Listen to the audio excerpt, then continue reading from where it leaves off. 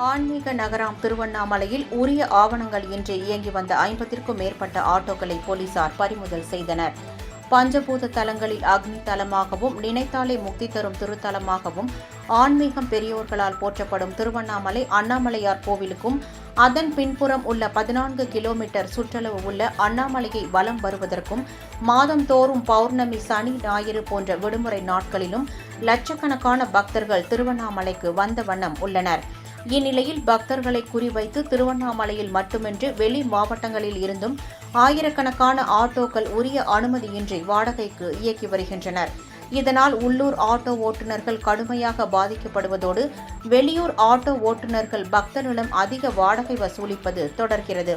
இதனை தடுக்க வட்டார போக்குவரத்து அலுவலகம் சார்பில் உள்ளூர் ஆட்டோக்களுக்கு QR கோட் வில்லைகள் ஒட்டப்பட்டு அடையாளம் காட்ட நடவடிக்கை எடுக்கப்பட்டுள்ளது. ஆனாலும் வெளியூர் ஆட்டோக்கள் அதிகமாக இயக்கப்படுவதாக புகார்கள் தொடர்ந்து வந்ததை தொடர்ந்து திருவண்ணாமலை போக்குவரத்து காவல்துறையினர் பல்வேறு இடங்களில் திடீர் வாகன தணிக்கையில் ஈடுபட்டனர். அப்போது உரிய ஆவணங்கள் இன்றி இயக்கப்பட்டு வந்த 50க்கும் மேற்பட்ட வெளியூர் ஆட்டோக்களை பறிமுதல் செய்தனர்.